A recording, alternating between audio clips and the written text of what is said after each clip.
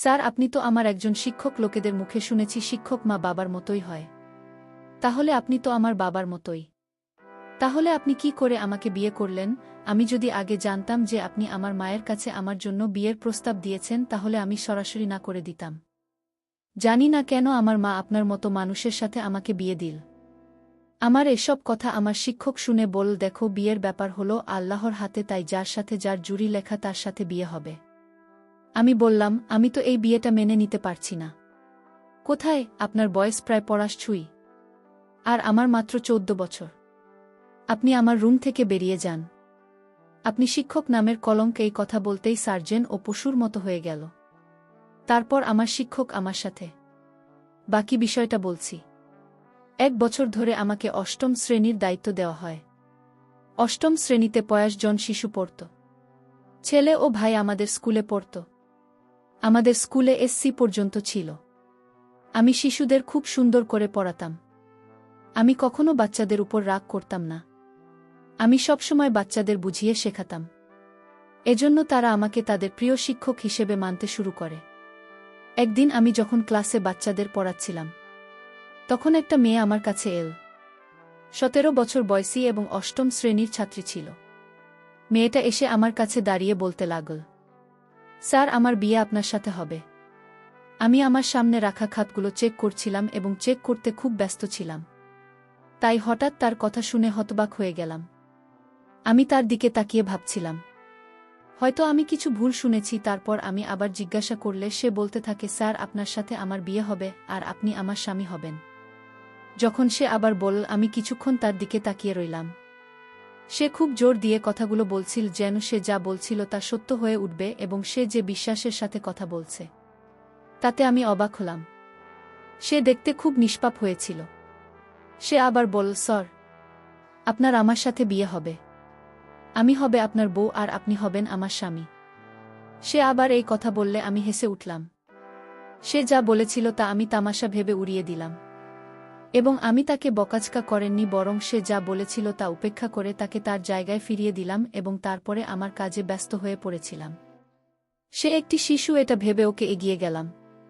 এরপর যখনই তাকে দেখতাম তার কথা মনে করে আমি শুধু হাসতে থাকতাম। সে একটি শিশু ছিল। সে খুব সুন্দরী ছিল। তার ক্লাসের সবচেয়ে মেধাবী মেয়ে ছিল। এই কারণেই সে অন্য শিক্ষকদের মতো আমারও নজরে ছিল। আমার শিক্ষার একটি নীতি হল, আমি সকল শিশুকে একই দৃষ্টিকোণ থেকে দেখি এবং সবার সাথে সমান আচরণ করি। আমি নিজেও এমন সময় পার করেছি বলে তার বুদ্ধিমত্তা ছাড়া তাকে অন্য শিশুদের সাথে আমি তুলনা করি না। এবং আমি জানি শিক্ষকরা যখন কাউকে ফেভারিট করে তখন খুব খারাপ লাগে।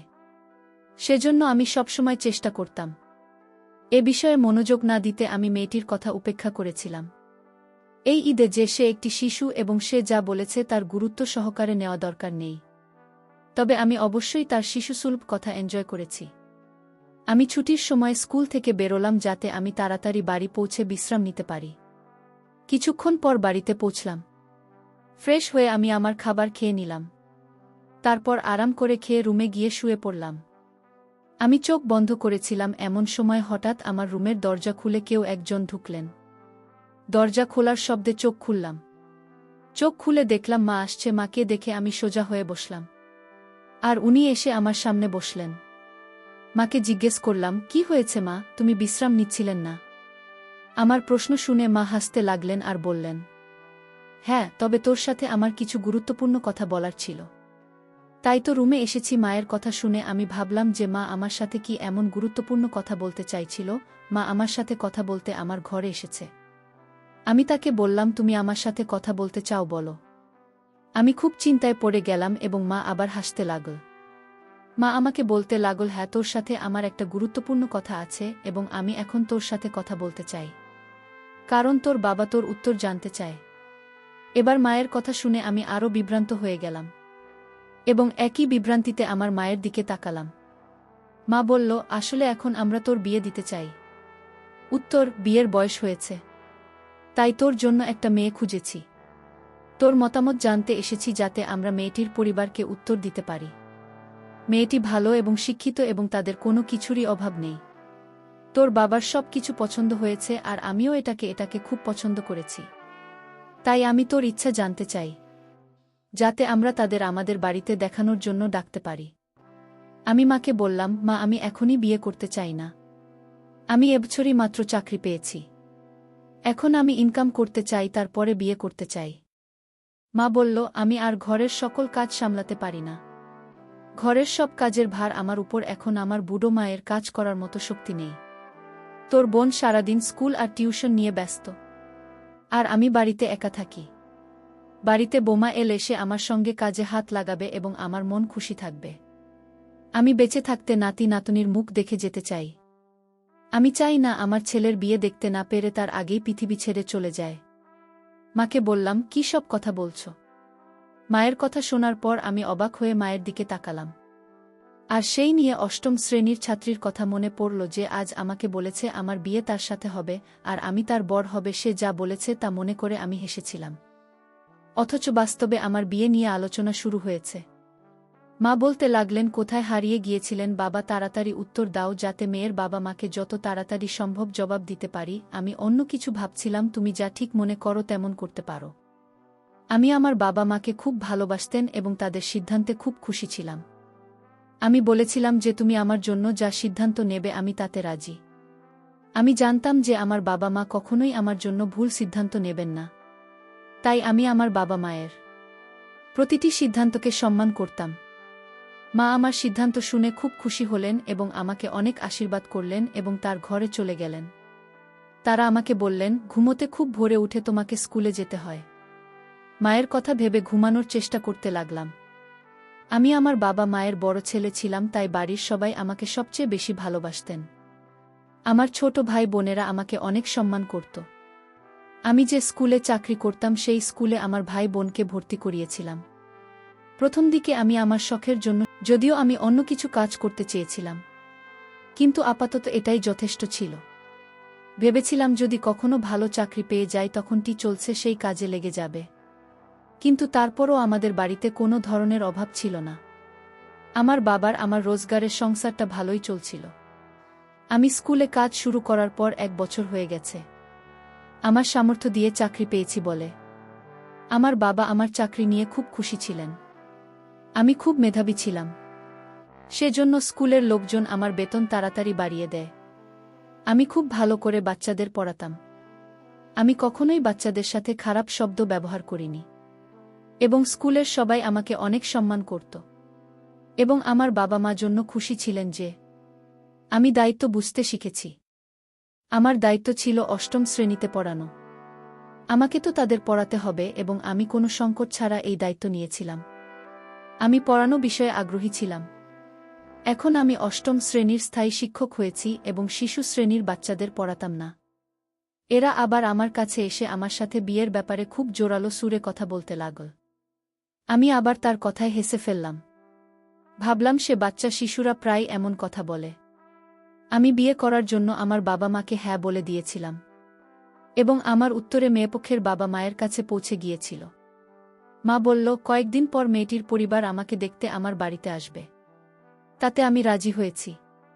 আবার আমি যখন স্কুলের অষ্টম শ্রেণীর বাচ্চাদের পড়াতেন ছিলাম, তখন হঠাৎ আবার সেই মেয়েরা আমার কাছে এসে বলতে লাগল, স্যার, আপনার বিয়ে আমার সাথে হবে এবং আপনি আমার স্বামী হবেন। তার কাছ থেকে আবারও একই কথা শুনে কিছুটা অবাক হলাম, কিন্তু আমি আবার হাসলাম এবং তার কথাগুলো হেসে উড়িয়ে দিলাম। সে শিশু মানে মেয়েটার কথায় হেসে ওঠা ছাড়া আমি আর কি করতে পারতাম। আজ ওর কথায় হাসতে হাসতে ওর কথাটা আরেকবার ইগনোর করলাম। আমি অন্য বাচ্চাদের সাথে ব্যস্ত হয়ে পড়ল। এই জিনিসগুলি আমি মন থেকে ভুলে গেলাম। কিন্তু আগামী কয়েকদিনের মধ্যেই স্পষ্ট হয়ে গেল সে তার কথায় কতটা বিশ্বাস ছিল। কারণ সে প্রতিদিনই আমার কাছে আসত এবং একই কথা বলত যে তোমার বিয়ে আমার সাথে হবে এবং তুমি আমার স্বামী হবে।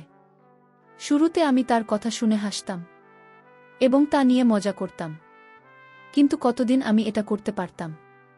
কারণ এখন শব্দের সীমা ছাড়িয়ে গেছে এবং সেটা আমার সাধ্যের বাইরে চলে গেছে এবং আমার মনে হয়েছিল যে কোনোদিন আমি তার উপর রাগ দেখিয়ে ফেলি।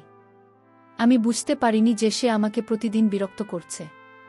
সে এমন করত এবং তাও কোনো কারণ ছাড়াই। একদিন তাকে ভালো করে বুঝিয়ে দিয়েছিলাম যে সে যেন এভাবে কথা না বলে, কিন্তু সে তখনও বুঝতে পারেনি। সে আবার একই কথার পুনরাবৃত্তি করেছিল। এবার তার কথায় আমি আরও বিরক্ত হয়ে গেলাম। কিভাবে এই শিশুটিকে এসব কথা থেকে দূরে রাখা যায়, তার প্রশ্নের কোনো সমাধান আমি পেলাম না। আমি আমার স্কুলের অন্য শিক্ষকদের যেটা বলতে পারিনি, কারণ আমি জানতাম আমার কথা শুনে তারা বলবে ও বাচ্চা, তার কথাকে উপেক্ষা করো। যদিও আমি তাকে ছোট ভেবে তার কথাগুলিকে উপেক্ষা করতে পারিনি। এবং আমি খুব বিরক্ত ছিলাম, কারণ সে প্রতিদিন একই কথা বলছিল। সেদিনও চেয়ারে বসে আমি যখন ক্লাসের বাচ্চাদের পড়াচ্ছিলাম তখন সে আমার কাছে এসে আমার কাছে একই কথা বলা শুরু করল।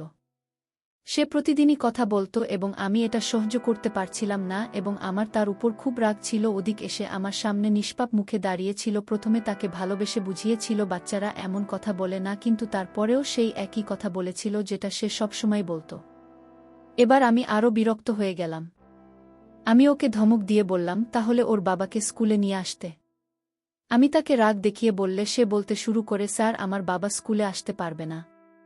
আমি তার বাবাকে স্কুলে ডাকতে চেয়েছিলাম, যাতে আমি তার সমস্ত কাজকর্ম সম্পর্কে বলতে পারি এবং সে তার মেয়েকে বোঝাতে পারে যে বাচ্চারা এভাবে কথা বললে ভাল লাগে না।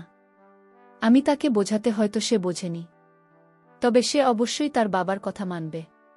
খুব নিষ্পাপ মুখে এ কথা বললেও আমি বললাম তিনি আসতে পারবেন না কেন সেটা বলাতে। আমার খুব রাগ হলো, কিন্তু কোনো রকমের রাগ কন্ট্রোল করে অনেক নরমভাবে তাকে জিজ্ঞাসা করলাম, তোমার বাবা স্কুলে আসতে পারবে না কারণ? সময়ে বলল, স্যার আমার বাবা পঙ্গু, 2 পা দিয়ে হাঁটতে পারে না। আপনি আমাদের বাড়িতে গিয়ে তার সাথে দেখা করুন। শিশুটি খুব শান্ত স্বভাবের বলছিল। আমি অবাক হলাম যে তার বাবা পঙ্গু। আমার তো বিশ্বাস হচ্ছিল না। কিন্তু মেয়েটি 8ম শ্রেণীতে পড়ে, তার মেয়ে এতটাই ছোট ছিল না যে এত বড় মিথ্যে বলবে। তার বাবা নিশ্চয়ই পঙ্গু ছিলেন, সেই কারণেই মেয়েটি এমন কথা বলছিল।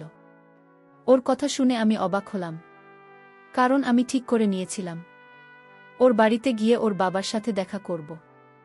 তার স্কুলের পর ওর বাড়িতে যাব। স্কুল শেষ হওয়ার পর আমি গুরুত্বপূর্ণ কাগজপত্র ফাইল তুলে নিয়ে স্কুল থেকে বেরিয়ে গেলাম। সেই মেয়ের সময় আমার সাথে ছিল, কারণ আমার সাথে সেই মেয়েটিও মনে ছিল যে আমি তার বাড়িতে তার অসহায় বাবার সঙ্গে দেখা করতে যাব। অনেকগুলি রাস্তা দিয়ে যেতে যেতে অনেক দেরি হয়ে গিয়েছিল।